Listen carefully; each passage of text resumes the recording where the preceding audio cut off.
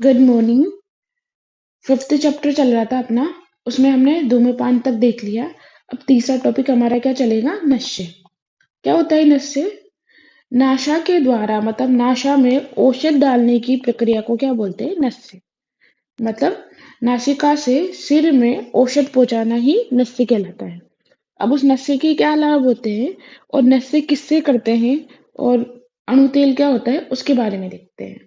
ठीक है, तो देखो, वर्षे वर्षे अणु तेलम प्रावट शरद वसंतेषु गते मेघे न नभस्तले नश्य कर्म यथा कालम।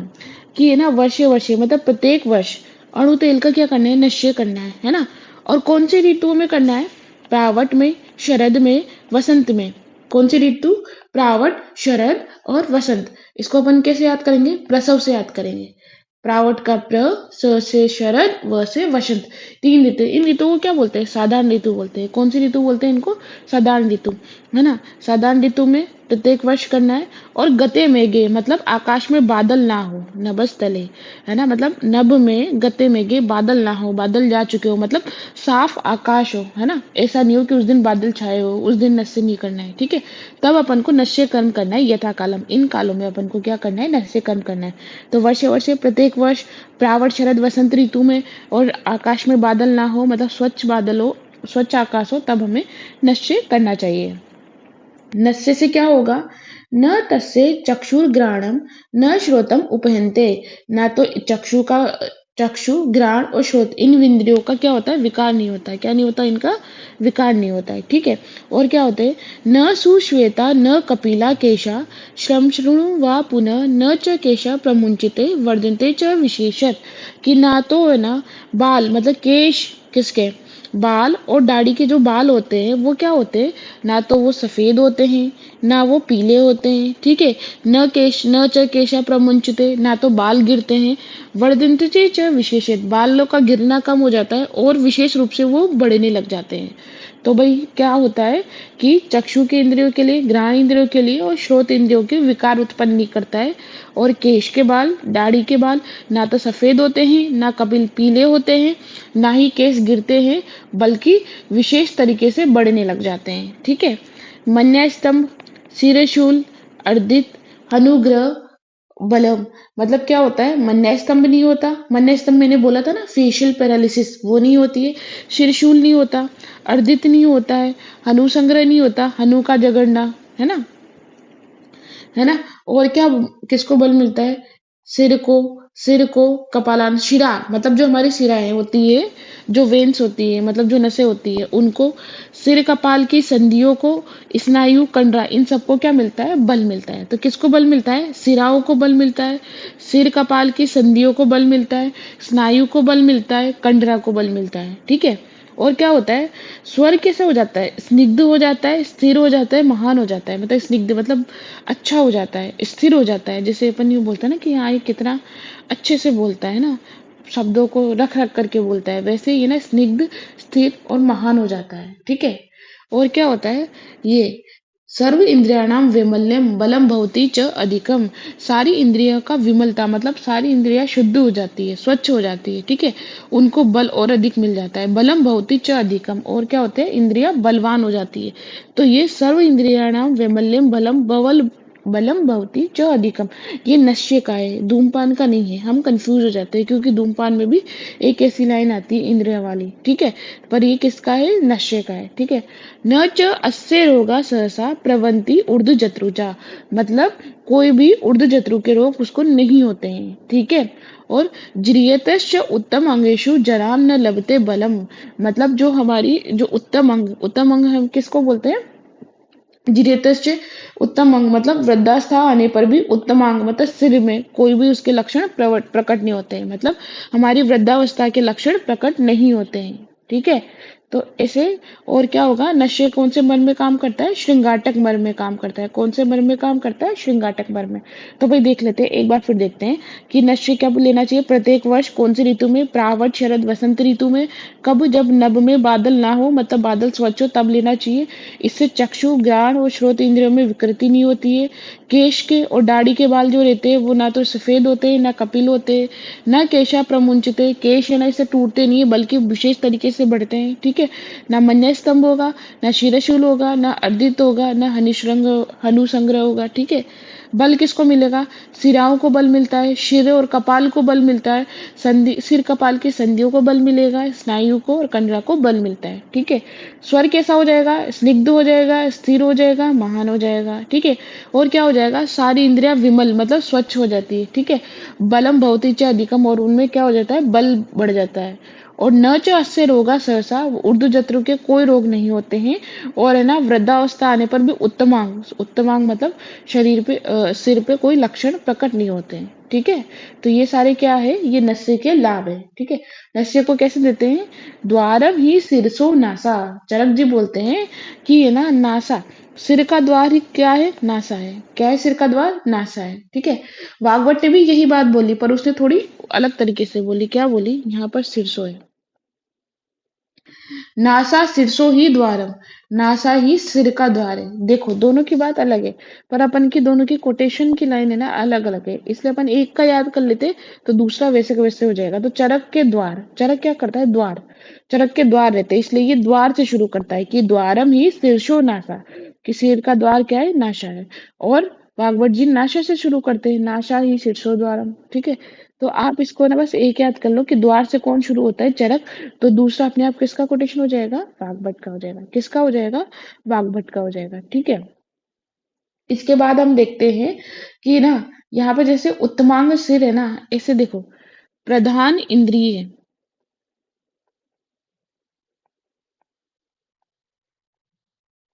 एक होता है प्रधान इंद्रिय होता है ना।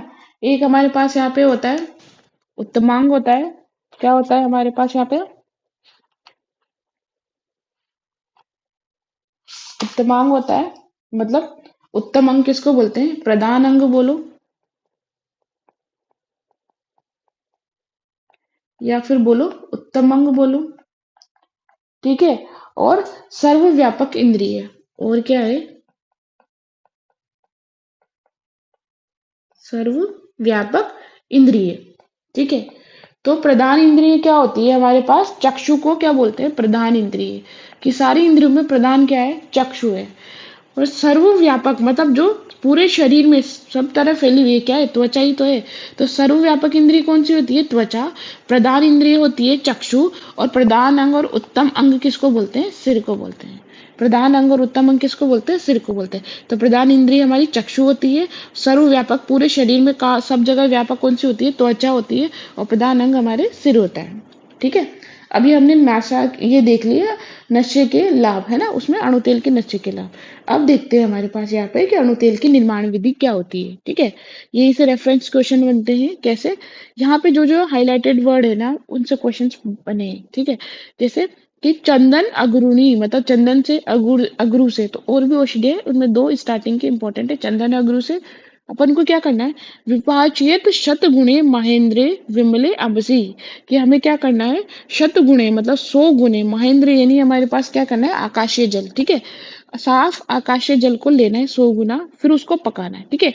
तेल्या 10 गुणम शेषम कषायम अवतरेत, मतलब वो जो क्वाथ है, जो अपन ने 100 गुना पानी का जो क्वाथ बनाया था, उसको तेल से, कितना, तेल से 10 गुना मतलब 1/10 अपन को रखना है। कितना रखना है, तेल के 10 गुना शेष रह जाए, ये तेल से 10 गुना शेष रह जाए ना, तब इसको क्या करना है, छान लेना है, मतलब अलग कर लेना है ना।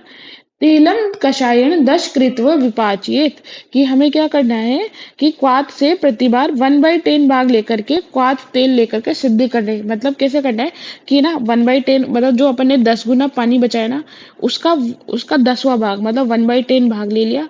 अब उससे किससे सिद्ध करेंगे? तेल से सिद्ध करेंगे। किससे सिद्ध करेंगे? तेल से सिद्ध करेंगे। ठीक है।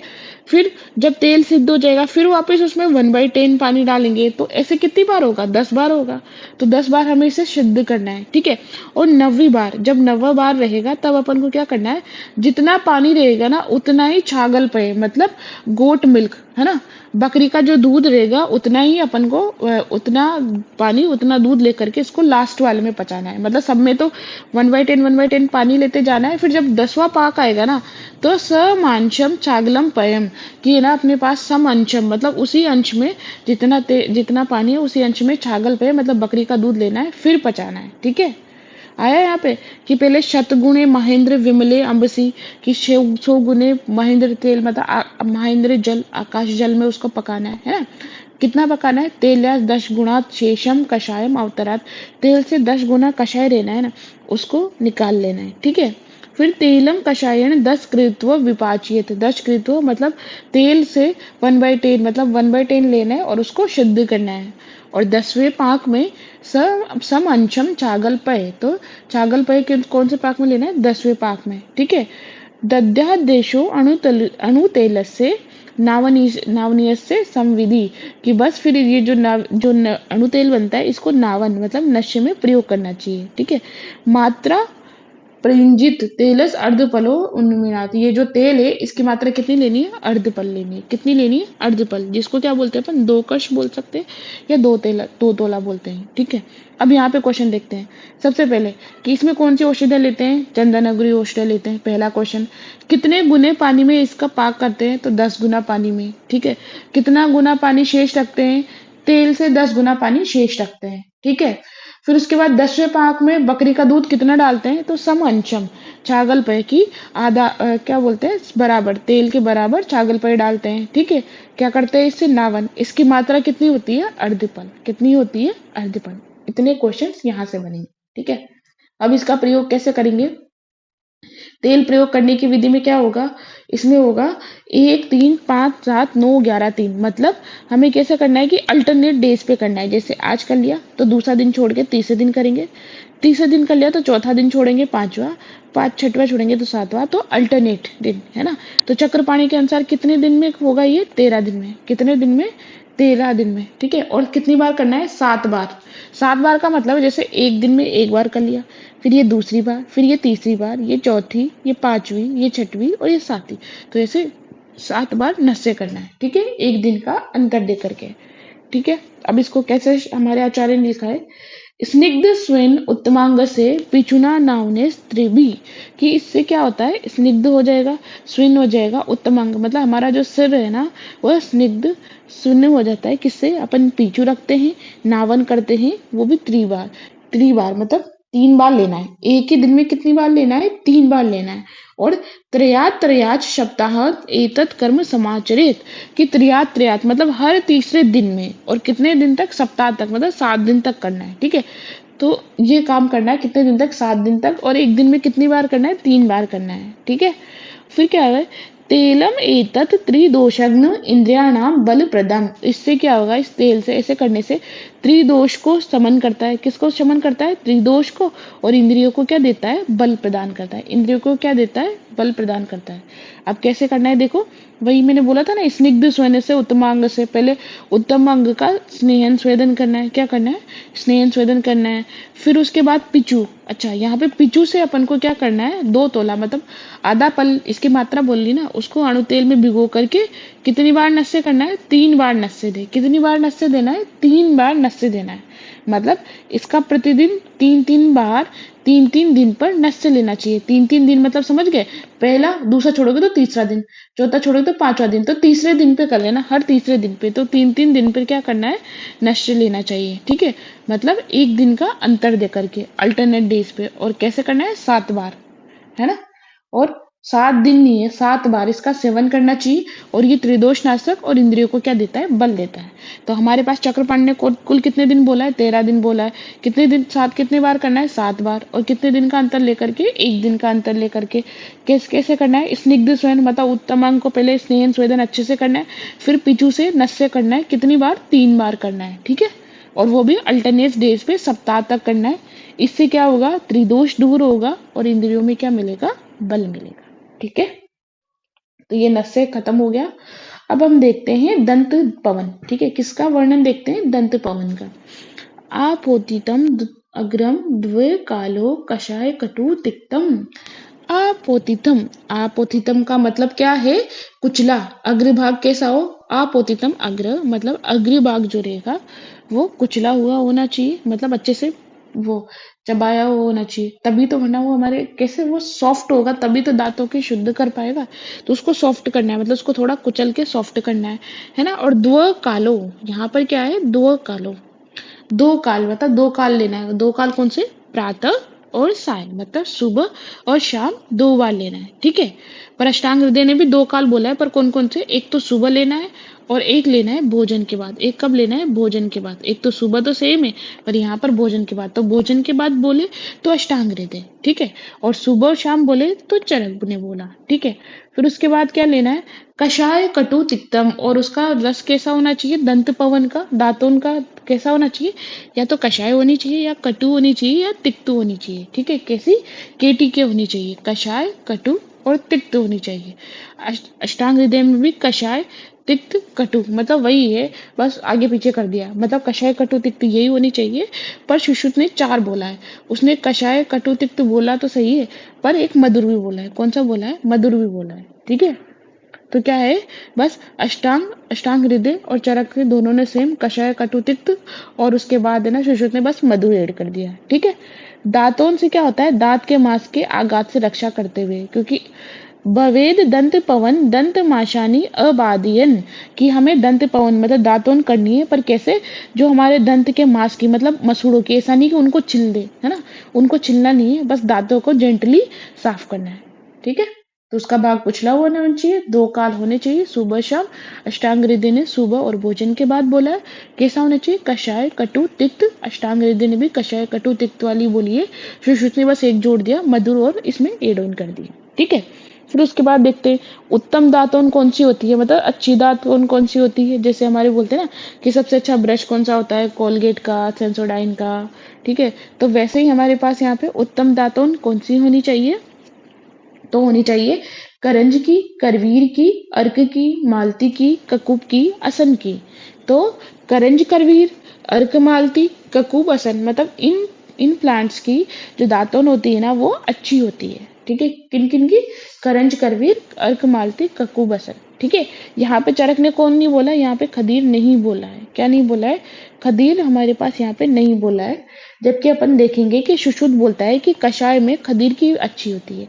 कषाय में किसकी अच्छी होती है, खदीर की अच्छी होती है। अभी देखते हैं इसको। सबसे पहले, हाँ, तो करंज, करवीर, अब इसको याद करने की ट्रिक हमारे पास क्या होगी, इसको याद करने की ट्रिक होगी काम। कैसे याद करोगे, काम से याद करोगे। काम में देखो, क से आएगा हमारे करंज, करवीर, अ से आएगा अर्जुन, असन, अर्जुन को ककुब बोलते हैं, है ना, यहाँ पे ककुब है तो ये क्या है, अर्जुन है। ठीक है, म से आएगा हमारे पास मदार और मालती। मदार किसको बोलते हैं, अर्क को बोलते हैं। किसको बोलते हैं, अर्क को। तो भाई याद करो, काम, काम, काम। तो काम से क्या होगा, करंज, करवीर। अ से हमारे पास क्या होगा, अर्जुन, असन। ठीक है, और म से क्या होगा, मदार, मालती। ये जो दातुन होती है क्या होती है, उत्तम होती है। ठीक है, ऐसे सुश्रुत ने कुछ कुछ बोला है कि बेस्ट बेस्ट वाली बोली है। जैसे कटु प्लांट्स में, कटु द्रव्यों में सबसे अच्छी किसकी होती है, करंज की सबसे अच्छी होती है। कटु में किसकी होती है, करंज की, केक की। ठीक है, उसके बाद मधुर में किसकी होती है, मधुक। अब यहाँ पे ये मात्रा ने, इसका मतलब क्या है, महुआ। इसका मतलब क्या होता है, महुआ। और अगर मात्रा ये वाली हो, है ना, अगर ये वाली मात्रा होती है तो इसको क्या बोलते हैं हम, मुलेठी बोलते हैं। क्या बोलते हैं, मुलेठी बोलते हैं। तो कटु, कटु में करंज की देते हैं, मधुर में मधुक मतलब महुआ की देते हैं, तिक्त में किसकी देते हैं, निम्बी की देते हैं। निम्ब मतलब वही क्या बोलते हैं, नीम की देते हैं तिक्त में। तो इसको कैसे याद करोगे, नीति से। कैसे याद करोगे, नीति से। और कषाय में कौन सी देते हैं, खदीर की सबसे बेस्ट होती है। तो कैसे याद करोगे, कैसे खरीदे, तो कैसे से कषाय और खरीदे से खदीर। तो देखो यहाँ पे खदीर को अच्छा माना है, पर यहाँ पे उत्तम दातुन में चरक ने खदीर का वर्णन नहीं किया है। ठीक है, तो हमने देख लिया कि सुश्रुत ने कटु में करंज, मधुर में मधुक के बारे में बोला है, तिक्त में नीम की दातुन मतलब नीति याद कर लेंगे, और कषाय में खदीर की दातुन को अच्छा माना है। ठीक है, उसके बाद एक इंफॉर्मेशन है क्या कि पलाशम आसन दंत धावन पादुके तेजेत, कि पलाश के ना तो आसन यूज करने हैं, ना उसके दंत धावन मतलब दंत पवन उसकी यूज करनी, ना उसकी पादुका यूज करनी है। मतलब पलाश की लकड़ी का ना तो आसन, ना दंत धावन, ना पादुका, इसका त्याग करना है। तो इसको कैसे याद करोगे? पेड़। कैसे याद करोगे? पेड़। तो पे से ही पलाश हो जाएगा, प से हमारे पास पादुका भी हो जाएगी, अ से आसन और द से दंत धावन, इसका प्रयोग नहीं करना है। ठीक है, ये कहाँ पे दे रखा है? अष्टांग सूत्र में 3 में दे रखा है, वाग्भट वाले में। ठीक है, और वाग्भट ने और क्या बोला है कि दांतों ने इसका इसका प्रमाण बताया। कितना प्रमाण बताया? 12 अंगुल। कितना प्रमाण बताया? 12 अंगुल। सुश्रुत ने भी 12 अंगुल ही बताया। कितना बताया? 12 अंगुल। ठीक है, तो इसके एक अपन एक सुश्रुत का देखते हैं, आजाद देखते हैं। क्या देखते हैं? आजाद। आजाद से याद रखोगे। आ से क्या होगा? अंजन शला का, वो कितना है? 8 अंगुल। जीवा निर्लेखनीय वो कितना है? 10 अंगुल। और दातुन कितना है? 12 अंगुल। तो सुश्रुत ने आजाद को कितना बोला है? 8, 10, 12। सुश्रुत ने आजाद को कितना बोला है? 8, 10, 12। अ से अंजन शला का, ज से जीवा निर्लेखन और द से दंत पवन। तो 8 अंगुल, 10 अंगुल, 12 अंगुल। याद हो जाएगा? सुश्रुत का आजाद। किसका आजाद है ये? सुश्रुत का आजाद है। और दंत पवन सुश्रुत के समान ही वाग्भट ने भी 12 अंगुल मानी है। ठीक है, हो गया ये। उसके बाद देखना है, अब देखो सबसे पहले तो अपन ने दंत पवन के बारे में, मतलब हमारा ब्रश कैसा होना चाहिए उसका वर्णन कर लिया। ठीक है, फिर उसके बाद जीवा निर्लेखनी, जीवा को साफ करने वाली कैसी होनी चाहिए, अब वो देखते हैं, है ना। तो वो देखो कि स्वर्ण रूपे ताम्राणी त्रपु रीतिमयानी च शूर अतीक्ष्णा न न अन्य न ऋजुनी। क्या होनी चाहिए कि जीवा निर्लेखनी सोने की, है ना, चांदी की, ताम्र की, है ना, कांस्य की, रीति यानी पित्तल की, इनमें से किसी एक की बनाई हुई होनी चाहिए। और क्या होनी चाहिए? अतीक्ष्णा, वो तीक्ष्ण नहीं होनी चाहिए। सही बात है, अगर तीक्ष्ण करेगी तो जीभ नहीं कटेगी क्या? तो अतीक्ष्ण, तीक्ष्ण नहीं होनी चाहिए, ब्लंट एंड होना चाहिए उसका। ठीक है, और न रिजुनी, और सीधी भी नहीं होनी चाहिए। भाई सीधी से कैसे साफ करोगे? टंग क्लीनर हमारे कैसा होता है? ऐसा होता है ना टंग क्लीनर, है ना। तो सीधू नहीं होना चाहिए, मुड़ा हुआ होना चाहिए। ठीक है, और क्या ना कैसे होता है? यहाँ पे ब्लंट एंड होता है, तो अतीक्ष्ण होनी चाहिए। ठीक है, सोने चांदी ताम्र दीपू, है ना, त्रपु रीति, इनकी किसी की भी बनी हुई होनी चाहिए। ठीक है, तो ये होगी जीवा निर्लेखनी। ठीक है, चलो दंत पावन मतलब दंत पवन मतलब क्या बोलते हैं, ब्रश कर लिया, जीवा को साफ कर लिया। अब क्या करेंगे भाई? अब हम करेंगे मुख में सुगंधित द्रव्यों का धारण करेंगे। किसका धारण करेंगे? सुगंधित द्रव्यों का धारण करेंगे। अब उसमें क्या है? धारणा ने अस्सेन मतलब धाराने अश्यन मतलब मुंह में धारण करना चाहिए। किस किस का? देखो यहाँ पर क्या होता है, यहाँ पर छत्रिणो गच्छन्ति न्याय लगता है। क्यों? क्योंकि पुष्प, देखो यहाँ पर आगे और भी है कि ये ना पूग पूग कटुक, इनका फल और लवंग का। तो भाई क्या होता है, आगे और भी देवे दे रखे हैं कि जाति फल पूग कटुक इन सब का फल यूज करना चाहिए। ठीक है, तो उसी के साथ में क्या लिख दिया कि लवंग का भी फल, है ना। जबकि हम लवंग का क्या यूज करते हैं? पुष्प कलिका। लवंग का हम व्रंत यूज करते हैं। क्या यूज करते हैं? पुष्प कलिका, लवंग का व्रंत यूज करते हैं। पर इन सारे द्रव्यों का फल यूज करते, तो उन्हीं के साथ लवंग का भी क्या लिख दिया? फल यूज कर दी, फल लिख दिया। तो कैसे? छत्रिणों गच्छन्ति न्याय, कैसे कि बहुत सारे बच्चे जा रहे हैं, है ना, बहुत सारे स्टूडेंट जा रहे हैं, बारिश में बहुत सारे बच्चे जा रहे हैं। तो सारे बच्चे क्या लगा के जा रहे हैं? छाता लगा के जा रहे हैं। क्या लगा के जा रहे हैं? छाता लगा के जा रहे हैं। अब उनमें से कोई एक बच्चा छाता लगा के नहीं जाता है ना। सारे छाता लगा के जा रहे हैं पर एक छाता लगा के नहीं जा रहा। तो हम क्या बोलते हैं कि अब उस एक को तो इग्नोर कर देते हैं ना, क्योंकि सारे तो छाता लगा के जा रहे हैं। तो हम बोलते हैं कि सारे छात्र है ना, वो क्या लेके जा रहे हैं? छतरी लेकर के जा रहे हैं। क्या बोलेंगे? सारे छात्र छतरी लेकर के जा रहे हैं, ऐसा बोलेंगे। जबकि एक उसमें छतरी लेकर के नहीं जाता है। तो ये क्या होता है? वैसे ही सारे जो प्लांट दे रखे ना, उनका फल यूज करते हैं, बस एक लवंग का ही व्रंत यूज करते हैं, मतलब इसकी पुष्प कली का यूज करते हैं। तो यहाँ पर आचार्य ने क्या किया कि सबको एक साथ लिखा, तो लवंग का भी फल आ गया यहाँ पर, है ना। तो इसलिए यहाँ पर कौन सा न्याय लगता है? छत्रिणो गच्छति न्याय। ठीक है, छत्रिणो गच्छति न्याय। तो लवंग का पुष्प कली का यूज करते हैं, पर सारे द्रव्यों के साथ इसने एक साथ ही लिख दिया कि इन सारे द्रव्यों का फल यूज करते हैं, तो उसमें लवंग भी आ जाती है। ठीक है, फिर और क्या है? कंकोल से फलम, कंकोल के फल को भी मुंह में रखना चाहिए। पत्रम तांबूल से, तांबूल का पत्र है उसको मुंह में रखना चाहिए। तो ये क्या है? सुगंधित द्रव्य, इनको मुख में धारण करना चाहिए। ठीक है, अब देखो एक होता है गंडूश और एक होता है कवल। एक होता है गंडूश और एक होता है कवल। ठीक है, तो गंडूश क्या होता है भाई? गंडूश होता है असंचारी मुखे पूर्णे, मतलब मुख को पूरा भरे लेना है पर कोई मूवमेंट नहीं करना है। क्या नहीं करना है? मूवमेंट नहीं करना है। मतलब मुंह में पानी भर लिया है ना, कोई भी औषध भर लिया, बस उसको 2 मिनट तक 3 मिनट तक, जब तक अश्रु नहीं आ जाए तब तक उसको मुंह में धारण करके रखना है। तो असंचारी, बिना उसका मूवमेंट किए, ये क्या होता है? गंडूश होता है। और कवलश चर, और कवल क्या होता है? कुल्ला करना, मतलब मूवमेंट, मुंह में मूवमेंट करवाना। मतलब आपने औषध भर लिया और उसको इधर से उधर मूवमेंट करवाते ना मुंह में, वो क्या होता है? कवल। तो आप कवल को कैसे याद करोगे? कुल्ले से याद कर लेना, है ना। मतलब कुल्ला अलग होता है, मुंह से बाहर निकालना होता है ना, तो उसमें भी तो मूवमेंट होता है ना। ऐसे कवल में भी क्या होता है कि मुंह में रखते ही हैं, औषध को मुंह में रखा और उसको ऐसे ऐसे ऐसे मूवमेंट करवाते हैं मुंह में। ठीक है, तो ये क्या होता है? कवल होता है। ये क्या होता है? कवल। मूवमेंट वाला कवल होगा, और है ना गंडूश क्या होगा? असंचारी होगा।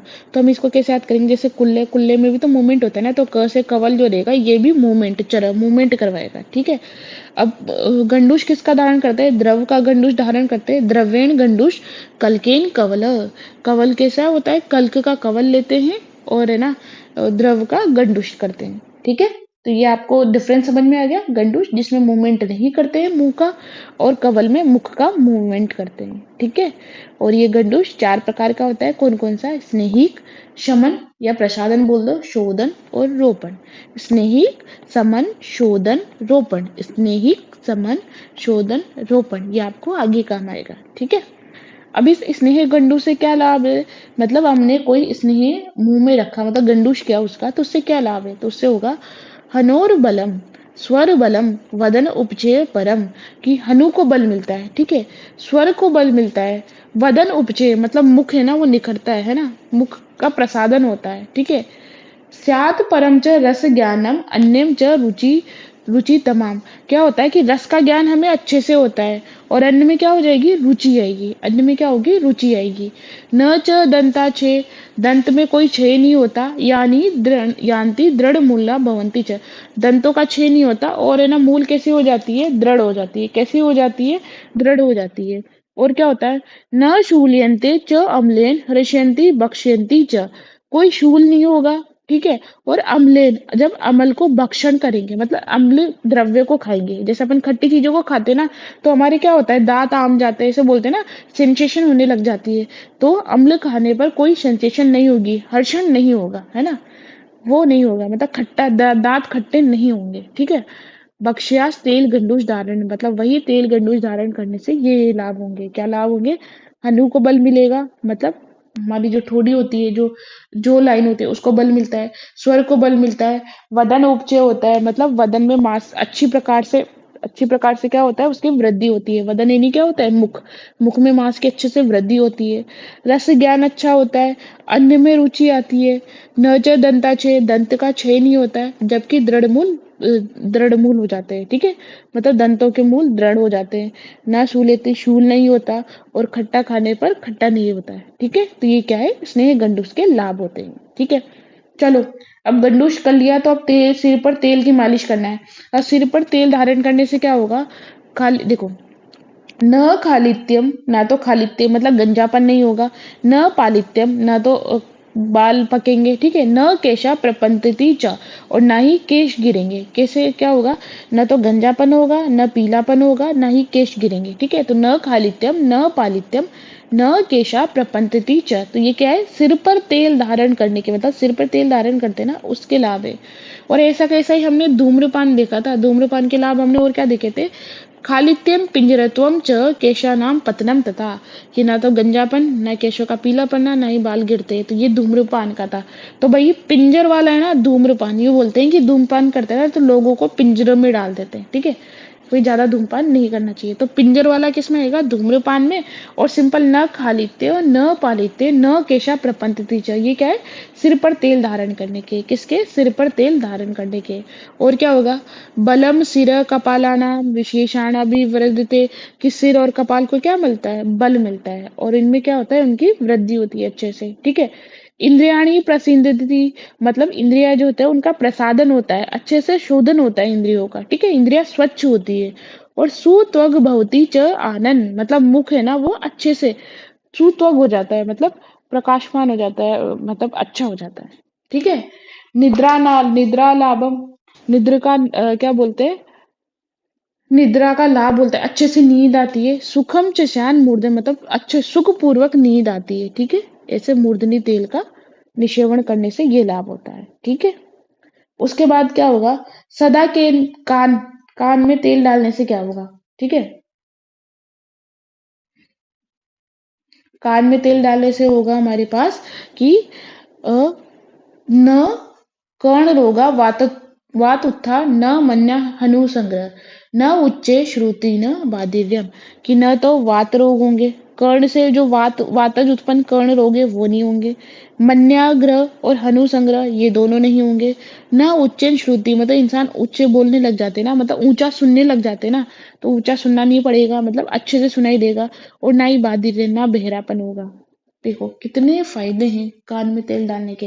ना तो कोई वातज रोग होंगे, मन्या हनु संग्रह, मतलब कोई पैरालिसिस नहीं होगी, ऊंचा सुनना ये भी नहीं होगा, अच्छे से सुनाई देगा, और बहरापन ये नहीं होगा।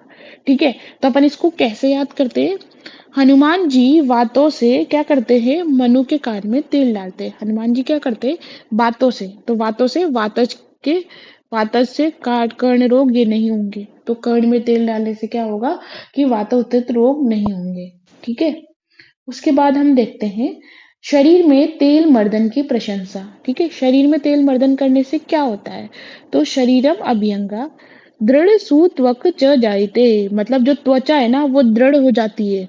सूतवक मतलब उसमें कांति आ जाती है। ठीक है। प्रशांत मारुद अवातम, प्रशांत मारुत अबादम क्लेश व्यायाम समशः, कि है ना उस मारुत मतलब वात से उसको क्या मिलती है, शांति मिल जाती है। और क्लेश मतलब व्यायाम, जो त्वचा रहती है वो क्लेश को सहने वाली और व्यायाम को सहने वाली हो जाती है। कैसे हो जाती है, क्लेश को सहने वाली, व्यायाम को सहने वाली हो जाती है, और दृढ़ हो जाती है, और उसमें कांति आ जाती है। ठीक है। तो अपन इसको कैसे याद करेंगे, दृढ़ प्रशांत का मसाज पार्लर, मतलब मजबूत प्रशांत का मसाज पार्लर। देखो यहाँ पे शब्दों को पकड़ना है, जैसे आपसे यूं पूछ लेंगे कि वातत रोग, कर्ण रोगा वातत रोग कैसे नहीं होंगे, तेल में कर्ण डालने से। इसे यहाँ पे प्रशांत मारुद अबादम ये वाली लाइन दे देंगे, तो आप प्रशांत का मसाज पार्लर, तो मसाज मतलब अभ्यंग पार्लर। ठीक है। तो इसको अपन कैसे याद कर लेंगे, शरीर में अभ्यंग वाले से प्रशांत को पकड़ लेंगे, क्योंकि लाइन वो पूरी देगा। ठीक है। अभ्यंग का वैज्ञानिक आधार भी क्या है, मतलब इसका साइंटिफिक कैसे, वो भी लॉजिकल है। कैसे कि स्पर्श ने अभ्य अधिकम वायु, स्पर्श ने मतलब स्पर्श इंद्रिय में, मतलब त्वचा में किसका स्थान होता है, वात का स्थान होता है। किसका होता है, वात का स्थान होता है। और स्पर्शनम च त्वक आश्रितम, और जो स्पर्शन मतलब जो हमारा स्पर्श करने वाली प्रोसेस है वो किसके आश्रित होती है, वो त्वचा के आश्रित होती है। किसके आश्रित होती है, वो त्वचा के आश्रित होती है। ठीक है। त्वचे परम अभ्यंग तस्मात् शील नरन, और त्वचा को, त्वचा के लिए हितकर क्या होता है, अभ्यंग सबसे अच्छा होता है। त्वचा के लिए हितकर क्या होता है, अभ्यंग सबसे अच्छा होता है। इसीलिए तो अभ्यंग से क्या होता है कि वात रोग नहीं हो रहे ना, क्योंकि देखो स्पर्शन किसके, स्पर्शन में, स्पर्श इंद्रियों में सबसे ज्यादा क्या रहती है, वायु रहती है। और स्पर्श करने किसके किसके आश्रित होता है, त्वचा के आश्रित। और त्वचा के लिए सबसे अच्छा क्या होता है, अभ्यंग होता है। इसीलिए तस्मात् शील्य नर, मतलब प्रतिदिन हमें क्या करना चाहिए, तेल का अभ्यंग करना चाहिए। प्रतिदिन तेल का अभ्यंग करना चाहिए। ठीक है। आ गया समझ में। तो वाग्भट ने अभ्यंग और किस किस का बोला, यहाँ पे तेल का अभ्यंग है, वाग्भट ने और भी अभ्यंग बोला, किसका, शिर श्रवण पादेशु तम विशेषण शीलियत, कि सिर का, कान का और पैरों का, इनका है ना अभ्यंग रोजाना करना चाहिए। ये वाग्भट ने बोला है, सिर का, श्रवण का और कान का, इसका अभ्यंग रोजाना ही करना चाहिए। ठीक है। अब देखो पैर का बोला ना, अब पैरों में तेल मर्दन से लाभ, अब पैर में अपन अभ्यंग करेंगे तो उससे क्या लाभ होगा। ठीक है। तो दृष्टि प्रसादम लभते मारुतश्च उपसाम्यति, दृष्टि प्रसादम, इससे क्या होती है, दृष्टि प्रसाद मतलब दृष्टि स्वच्छ होती है। देखो पैरों में मालिश करने से क्या हो रहा है, दृष्टि प्रसादम, दृष्टि क्या हो रही है, अच्छी हो रही है। ठीक है। नेत्रों में प्रसन्नता आ रही है। ठीक है। और है ना पैर में जो मारुत रोग है ना, मतलब वात से जो रोग हो रहे हैं उनके क्या होती है, शांति हो रही है। मारुत से मतलब पैर में होने वाले वात रोग क्या हो रहे हैं, शांत हो रहे हैं। ठीक है। न च शाद ग्रदशी, क्या हो रही है, इससे ग्रदशी रोग नहीं हो रहा है। ठीक है। और क्या नहीं हो रहा है हमारे पास, और नहीं पादयो स्फुटनम न च, और पाद मतलब पैर फट नहीं रहे हैं, ठीक है। न शिरा स्नायु संकोच पाद अभ्यंगन पादियो, कि ना तो ग्रंथि रोग हो रहा है, वात से जो ग्रंथि रोग हो रहा है वो नहीं हो रहा है। पादियो स्फुटन मतलब पैर फट नहीं रहे हैं, ठीक है। कोई शिरा स्नायु इनमें क्या नहीं हो रहा, संकोच नहीं हो रहा, ठीक है। तो भाई देखो, अगर पैरों में तेल मर्दन करोगे ना भाई, नेत्रों में प्रसन्नता आ रही है, दृष्टि प्रसाद हो रही है, ठीक है, वात का शमन हो रहा है, वात से उत्पन्न वाले ग्रंथि रोग नहीं हो रहा, पैर फट नहीं रहे, शिरा स्नायु इनमें संकोच नहीं हो रहा है। तो ये सारे किसके, पैरों में तेल मर्दन के लाभ है, किसके, पैर में तेल मर्दन है उसके लाभ है, ठीक है। अब ये थोड़ा सा बचा, इसको अपन कल कर लेंगे, अभी हमने जितना किया ना उसका रिवाइज कर लेते हैं। फिर क्या होता है ना, वो लंबी लंबी हो जाती है, फिर आपको भी अच्छा नहीं लगता कि इतने एक एक घंटे की वीडियो को देखना, इसलिए मैं ना छोटे छोटे क्लिप्स में ही कर रही हूँ इनको, ठीक है। तो हमने कहाँ से शुरू किया था, आज हमने नशे से शुरू किया था। नशे का क्या है, वर्षे वर्षे प्रत्येक वर्ष में अणु तेल का नशे करना है। कौन सी ऋतु में, साधारण ऋतु में, प्रसव वाली ऋतु में, प्रावट, शरद, बसंत ऋतु में, गते मेघे नभस्थले, नभ से मतलब बादल से, वे मेघ मतलब आकाश में बादल ना हो तब हमें ये करना चाहिए। इससे क्या होगा, चक्षु ग्रहण और श्रोत इंद्रिय जो रहती है क्या हो जाएगी, उपेंद्र मतलब उसमें विकार उत्पन्न नहीं होगा। जो दाढ़ी के और जो सिर के बाल है वो ना तो सफेद होंगे, ना ही हमारे पास क्या होंगे वो, ना तो वो सफेद होंगे और ना ही वो पीले होंगे,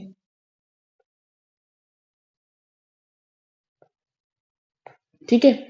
उसके बाद क्या होगा, केशा प्रमुंचित, केश उससे गिरेंगे नहीं।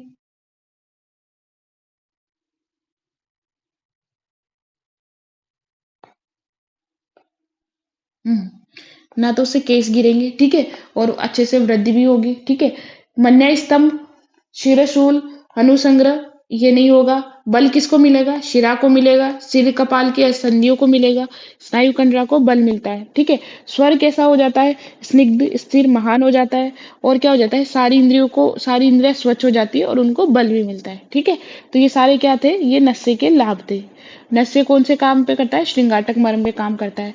सबसे प्रधान इंद्रिय मैंने क्या बताई थी, चक्षु होती है। प्रधान अंग क्या होता है, उत्तम अंग सिर को बोलते हैं। और सर्वव्यापक मतलब पूरे शरीर में व्यापक कौन सी इंद्रिय है, त्वचा सबसे सर्वव्यापक है, ठीक है। और यहाँ पर नशे में क्या बोला है कि नशे क्यों देते हैं, क्योंकि द्वारम ही शीर्षो नाशा, सिर का द्वार ही क्या है, नशे है, नासा है, ठीक है। मतलब नाक के द्वारा ही जो औषध डालते हैं उसको क्या बोलते हैं, हम नशे बोलते हैं। और नाक के द्वारा ही ये वाला नशे का ही प्रयोग क्यों किया, क्योंकि सिर के लिए, सिर तक औषधि पहुंचानी, तो उसके लिए नासा ही सिर का द्वार है। तो द्वार पहले शुरू होगा तो वो किसका है, चरक का है। और जहाँ पे द्वार लास्ट में आएगा वो किसका है, वाग्भट का है, ठीक है। अणु तेल में अपन को कौन सी औषधियाँ लेनी है, चंदन अगरू औषधियाँ लेना है। 100 गुने जल में उसको क्या करना है, पकाना है। कितना शेष रखना है, तेल से 10 गुना शेष रखना है, ठीक है। फिर उसके बाद हमें क्या करना है कि हर में 10 कृतो 1/10 उसका पाक करना है। और 10वें पाक में सम अंश में क्या लेना है, छागल पे, ठीक है, बकरी का दूध लेना है। नशे की अणु तेल की मात्रा कितनी होती है, 2 तोला होती है, ठीक है। प्रयोग की विधि क्या होगी, अल्टरनेट डेज पे, जैसे पहला दूसरे को छोड़ दो, तीसरा चौथे को छोड़ के, पांचवा, सातवां, नौवां, 11वां, 13, ऐसे कितने बार करना है, 7 बार, है ना। 7 बार करना है और अल्टरनेट डेज पे करना है, ठीक है। उससे क्या होगा, और प्रयोग की विधि क्या होगी, स्निग्ध स्वेन, पहले स्नेहन स्वेदन करना है, किसका, उत्तमांग का, मतलब सिर का स्नेहन स्वेदन कर लो। फिर पीछू, पीछू क्या बोलते हैं, कॉटन का एक कपड़ा रहता है उसको क्या करना है, पीछू को, पीछू से क्या करना है, नस से करना है। और कितनी बार करना है, 3 बार करना है। कितनी बार करना है, 3 बार करना है। त्रियात त्रियात सप्ताह एतत् कर्म समाचरित, कि त्रियात त्रियात हर तीसरे दिन में, और सप्ताह भर में मतलब 7 दिन तक, तीसरे दिन तक अपन को क्या करना है, नशे का प्रयोग करना है, ठीक है। और इससे क्या होगा, त्रिदोषज्ञ होता है ये, और इंद्रियों को क्या देता है, ये बल देता है, ठीक है। फिर उसके बाद दंत पवन के बारे में आ गया था कि दंत पवन कैसी होनी चाहिए, कैसे उसका यूज करना है। तो दंत पवन में आपोतित अग्र मतलब पहला आगे वाला भाग है ना, कुचला हुआ होना चाहिए, ताकि वो मसड़ों को हार्मफुल ना रहे। कुचला होगा तो सॉफ्ट हो जाएगा ना वो, ठीक है। कितनी बार लेना है, 2 बार, कौन सा, सुबह और शाम। बट भागवत ने भी क्या बोला है, 2 बार बोला है, पर उसने प्रातः और खाने के बाद बोला है, ठीक है। फिर उसके बाद कौन कौन सा रस वाली होनी चाहिए, कषाय रस वाली, कटु रस वाली, पित्त रस वाली, तो केटी के होनी चाहिए, ठीक है। और पर है ना, भागवत ने भी केटी के ही बोली है, पर सुश्रुत ने मधुर ऐड कर दी है उसमें, ठीक है। इस और कैसे करनी है अपन को, दंत मास अबादियन, मतलब ऐसा नहीं है कि मसूड़ों को आप छिल लो, ठीक है। उत्तम दातुन किस किस की होनी चाहिए, काम की, उत्तम दातुन किसके बारे में बोला है? काम वाले से। तो क से हमारे पास करंज करवीर, ए से हमारे पास अर्जुनासन, म से हमारे पास मदार और अर्क की। ठीक है, मदार और मालती की। ठीक है, सुश्रुत ने क्या बोला है कि कटु में सबसे अच्छी करंज की होती है, मधुर द्रव्यों में मधु की सबसे अच्छी दंत पवन होती है, तिक्त द्रव्यों में नीम की दंत पवन अच्छी होती है, कषाय द्रव्यों में खजीर की अच्छी होती है। ठीक है, और क्या बोला है? और बोला है, वाग्भट जी ने बोला है कि पलाश का न तो आसन, न उसका दंत धावन, न पादुका, इनका क्या करना है? तेजित, मतलब इनका प्रयोग नहीं करना है। तो पेड़ से याद किया था हमने। फिर उसके बाद वाग्भट ने भी दातुन का प्रमाण कितना बताया? 12 अंगुल। सुश्रुत ने भी सेम बताया। सुश्रुत ने प्रमाण का, मैंने बोला था कि 3 चीजों का प्रमाण बताया। किसका? आजाद। किसका? आजाद। तो अ से अपने पास अंजन शलाका 8 अंगुल उसका प्रमाण है। ज से जिह्वा निलेखनी उसका 10 अंगुल प्रमाण है। और द से दंत पवन इसका 12 अंगुल प्रमाण है। ठीक है, ये किसने बताया? सुश्रुत ने बताया। ठीक है, अब आती है जीवा निर्लेखनी। कैसी होनी चाहिए? किसकी बनी हुई होनी चाहिए? सोना, चांदी, तांबा, है ना, इनकी बनी हुई होनी चाहिए। अतीक्ष्ण, मतलब तीक्ष्ण नहीं होनी चाहिए। और अरिजु, और रिजु नहीं होती है। वो कैसी होती है? ऐसे गोलाई में होती है। ठीक है, सुगंधित द्रव्यों का धारण करना है तो बहुत सारे द्रव्य थे, कटुक, पूक, कटुक, लवंग, है ना। तो इन सारे को क्या बोल दिया? फल। इन सबको एक साथ बोला था, फल बोल दिया। जबकि लवंग की क्या यूज करते हैं? पुष्पकली का। ठीक है, कंकोल का फल और तांबुल का पत्र यूज करना है। ठीक है, इसलिए गंडू से लाभ क्या होंगे?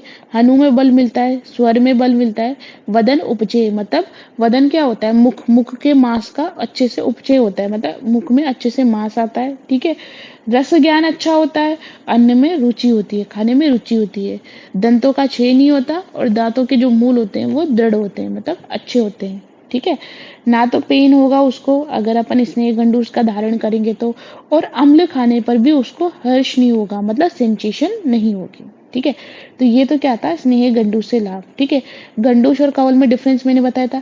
गंडूस जो रहता है उसमें क्या होता है? मूवमेंट नहीं होता है, और कवल में क्या करते हैं? औषध को मुंह में रख के मूवमेंट करवाते हैं। ठीक है, द्रव से गंडूस करते हैं और कल्क से कवल करते हैं। ठीक है, 4 प्रकार का बताया था, स्नेह, शमन, शोधन और रोपण। ठीक है, अब सिर में तेल धारण करेंगे तो क्या होगा? न खालीते गंजापन नहीं आएगा, न पालीते बाल पकेंगे नहीं, ना ही केश नीचे गिरेंगे। बल किसको मिलेगा? सिर कपाल को, सिर को और कपाल को जो रहेगा बल मिलेगा और उनमें वृद्धि होगी। ठीक है, इंद्रिया कैसी होगी? प्रसिद्धति इंद्रिया है ना, वो क्या होगी? प्रसन्नता पूर्वक रहेगी। सुत्वक भवती च आनंद, जो मुख जो रहेगा वो क्या हो जाएगा? कांति युग होगा। सुत्वक अच्छी त्वचा युक्त, कांति युक्त हो जाएगा। निद्रा लाभ मिलेगा, मतलब अच्छे से सुखपूर्वक हम निद्रा लेंगे। क्या करने से? सिर पर तेल धारण करने से। कान में तेल डालेंगे तो क्या होगा? कि भाई हनुमान जी बातों से मनु के कान में तेल डालते हैं, तो हनुमान जी से क्या हो जाएगा? हनु संग्रह। ठीक है, हनु संग्रह, मन्या संग्रह, हनुमान जी हो जाएगा। वातों से कि कोई भी वातज रोग नहीं होंगे, कर्ण के कोई वातज रोग हमारे नहीं होंगे। कान में तेल डालते थे तो वही कर्ण तेल, कर्ण में तेल डालने से ना तो हनुग्रह ना मन्या संग्रह, कुछ नहीं होगा। कर्ण में वातज रोग नहीं होंगे, और क्या होगा? न उच्चन श्रुते, ऊंचा नहीं सुनाई देगा, मतलब अच्छा सुनाई देगा उसको। ठीक है, और ना ही वो बहरा होगा। ठीक है, शरीर में तेल मर्दन करेंगे तो क्या करेगा? दृढ़ मजबूत, मतलब दृढ़ प्रशांत का मसाज पार्लर याद कर लेना। ठीक है, शरीर में तेल मर्दन का दृढ़ प्रशांत का मसाज पार्लर। तो मसाज से क्या होता है? अभ्यंग। और किसका? प्रशांत का। तो प्रशांत देखो कहाँ पर आएगा? दृढ़ मतलब क्या होगी? दृढ़ सुत्वक च जायते, मतलब त्वचा जो रहेगी वो दृढ़ बलवान हो जाएगी। सुत्वक मतलब कांतिवान हो जाएगी अभ्यंग करने से। और प्रशांत का मतलब यहाँ है प्रशांत मारुद अबादम क्लेश व्यायाम समसह, कि क्या होगा? कि मारुत के मतलब वात का शमन होगा, और क्लेश को और व्यायाम को सहने लायक हो जाएगी। ठीक है, अब इसका लॉजिकल रीजन क्या होगा कि भाई अभ्यंग करने से ही ऐसा क्यों हो रहा है? तो देखते हो, स्पर्शन अभ्य अधिकम वायु। स्पर्शन किसके पास रहती है? मतलब स्पर्शन इंद्रिय में कौन रहता है? वायु ज्यादा रहती है। और स्पर्शन किसके आश्रित रहता है? त्वक के आश्रित होता है। तो मतलब त्वचा में वात ज्यादा रहेगी ना, और वात को शमन करने का परम उपाय क्या होता है? तेल होता है। इसलिए त्वचे अभ्यंग, इसलिए अभ्यंग जो रहता है वो क्या होता है? वात के मतलब त्वचा के लिए अच्छा होता है। ठीक है, अभ्यंग और कहाँ का बोला है? वाग्भट जी ने सिर का बोला है, श्रवण यानी कान में, और पैर में, तीनों में रोजाना अभ्यंग करना चाहिए। और पैरों में तेल मर्दन करने से भाई क्या होता है? देखो, अगर तुम पैरों में मर्दन करोगे ना तो दृष्टि प्रसादम भाई इसको कहीं और मत जोड़ देना कि आप सिर ऐसे बोल लो कि सिर में तेल धारण करने से होता होगा दृष्टि प्रसादन। दृष्टि प्रसादन उससे नहीं होता। दृष्टि प्रसादन तेल में वर्धन करने से दृष्टि प्रसादन मतलब दृष्टि इंद्रिय, जो हमारी चक्षु इंद्रिया है ना, वो प्रसन्न पूरक होती है, उनका शोधन होता है। मारुतश्च उपसाम्यति, वात का शमन होता है। वात से दृष्टि रोग नहीं होता, पैर फटते नहीं है और सिरा स्नायु संकोच नहीं होता है। तो यहाँ तक आज अपन ने देख लिया। कल अपन शरीर परिमार्जन से देखेंगे।